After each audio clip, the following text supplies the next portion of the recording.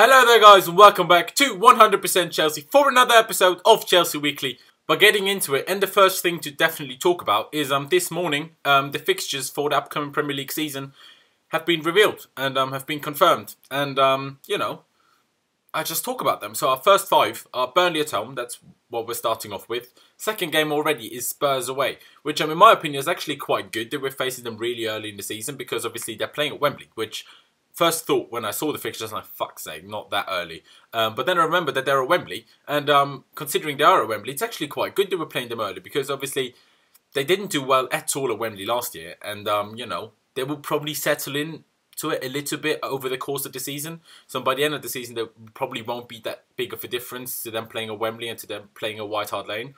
But at the beginning of the season, I think it could be an advantage to us that they're not used to playing at Wembley that much, and that they're not a White Hart Lane really. So I think it's actually good that we played them that early. After that, it's Everton at home, Leicester away, and then Arsenal at home. So we've got a rather difficult start. You can never underestimate Leicester. You never know what they're going to do.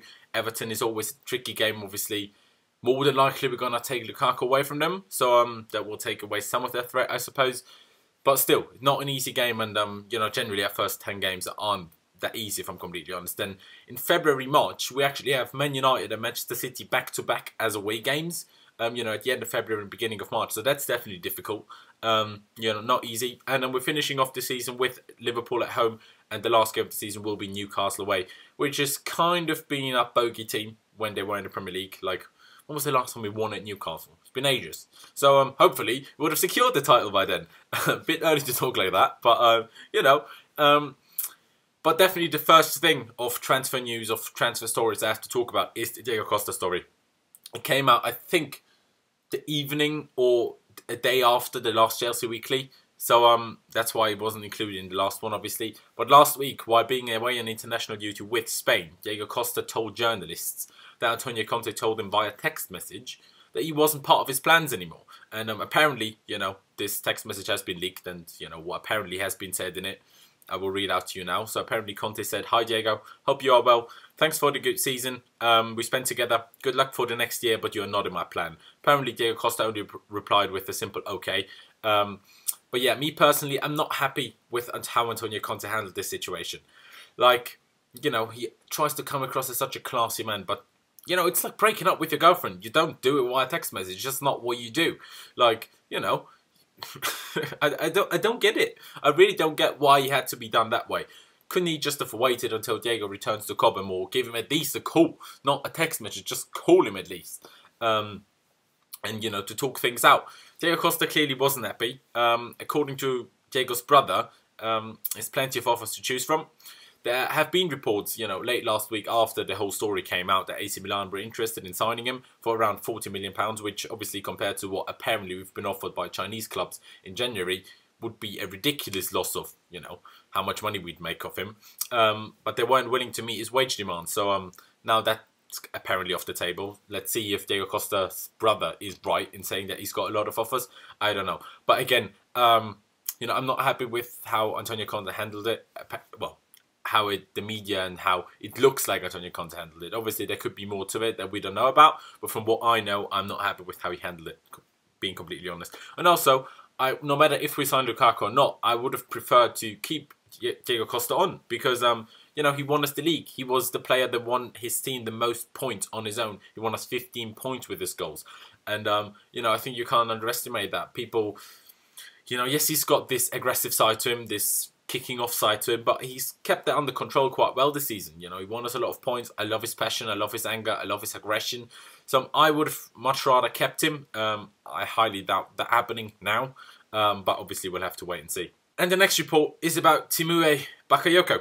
I've talked about him before. I think I mentioned him briefly last week when I said, yeah, we're going after Corentin Tolisso, and I'd much prefer him to Bakayoko. But now Tolisso seems to be off to Bayern. Which I'm not happy about. So Bakayoko is obviously, if you don't know, 22-year-old French midfielder from Monaco. He's a proper CDM. He's very hard. He's a destroyer, if you will. He's, in my opinion, a bit similar to Matic, but obviously younger, and I suppose with potential to be better, if not a lot better than Matic. I don't know.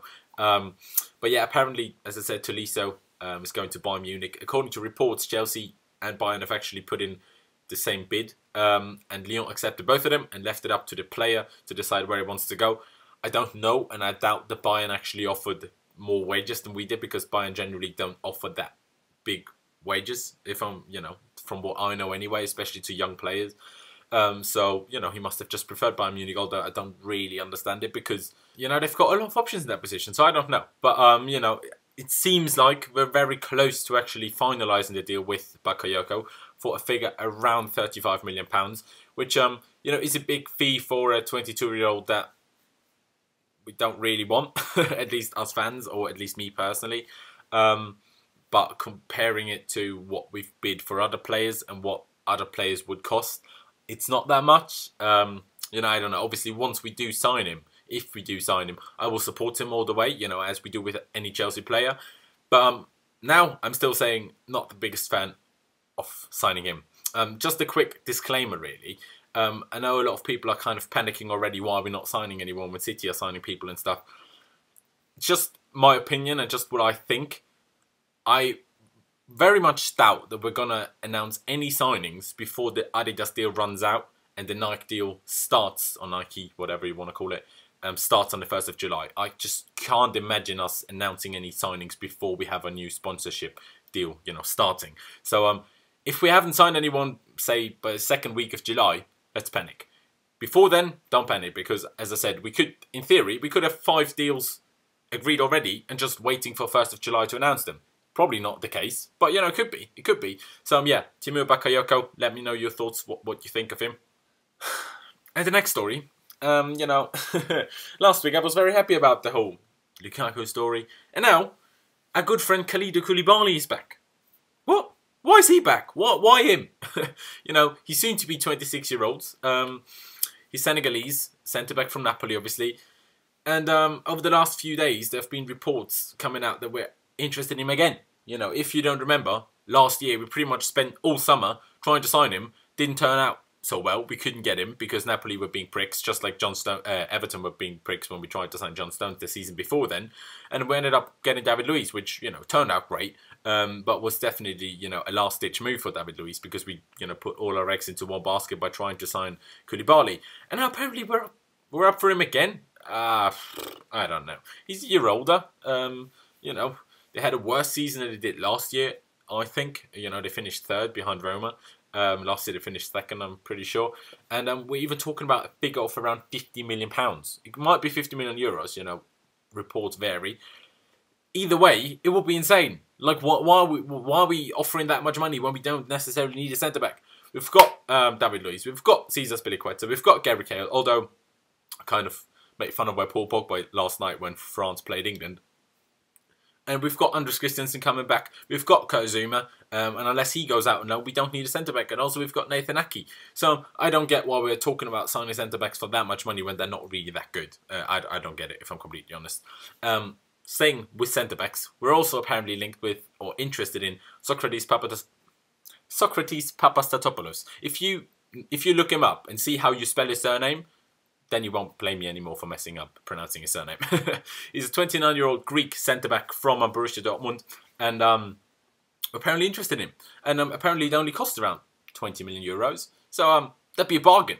And for me personally, Socrates is, by, say, 5 country miles better than Koulibaly. Because this season, Koulibaly didn't have a good season from what I saw anyway. So I'd be much rather in favour of signing Papastatopoulos, who's got a lot of experience playing against big teams in Bayern Munich, obviously doing really well in the Champions League as well. Much rather him, if anyone, still, I think, if we don't sign a big name, someone like Bonucci, which won't happen, but if we don't sign a centre-back like that, just don't sign a centre-back at all. But yeah, obviously leave me your thoughts on Koulibaly and Papastatopoulos down in the comment section below. And then the next story, apparently we're interested in and even close to securing the signature of Willy Caballero, obviously a 35-year-old Argentinian goalkeeper who, was at Man City until the end of the season, but they let him go. So, that would mean he could and would join us on a free, which, in theory, I'm not even that much against, if I'm completely honest, because, I don't like having young backup goalkeepers because you're just wasting them, because backup goalkeepers don't really play a lot. usually anyway, if when Courtois is your first choice keeper. So I wouldn't be too much against it, if I'm completely honest. Yes, he's not the best keeper, but I don't think he's as bad as people make him out to be. I think he's actually all right. So if that happens, so be it. We definitely do need a backup goalkeeper, and last time we signed Begovic, who was a good keeper when we signed him, didn't do particularly well whenever he played for us. But now, he left because he wanted first team football again. Willy Caballero, I'm pretty sure, would be happy to sit on the bench at Chelsea, earn a lot of money and, be back up to Thibaut Courtois, I suppose. And the last story of today, and quite possibly the biggest story, maybe behind the whole Diego Costa kerfuffle, is about James Rodriguez.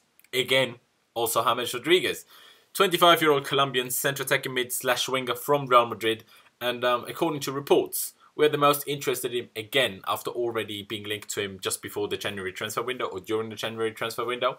Like I said, Real Madrid feel that Chelsea are the club that's most interested in him, and they're apparently just waiting for a bid around £65 million to let him go, which in my opinion is a very big fee for someone who doesn't play a lot, who doesn't start a lot of games at Real Madrid. Yes, Real Madrid won 3 Champions Leagues in the last 4 years, so they're definitely 1, if not 2 steps above us, above Chelsea at the moment.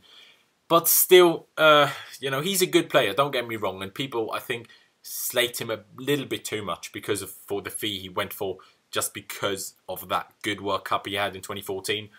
But he's an incredible striker off the ball. He's got incredible free kicks in him, which is something we need. We don't take the best free kicks. He can take corners as well. He's got a strong left foot, and other than Marcos Alonso, we don't have any left-footed players in our team, I don't think. At least not of the players that regularly play. Obviously, Nathan Ake's left-footed as well, and Thibaut Courtois, but on about attacking players, and Nathan Ake hasn't really played a lot. So, he could be used in various positions. He's not the fastest, but then again, we played Fabregas out on the wing this season, sticking with the 3-4-3, and we played Fabregas as right winger. If Fabregas can do it, James can do it, just as well. He's definitely faster than Fabregas. Everyone's faster than Fabregas. Possibly even Terry is faster than Fabregas. But yeah, so, I don't know. I think £65 million is too much for him. I don't think it will happen. But if it was to happen, it wouldn't be the worst deal.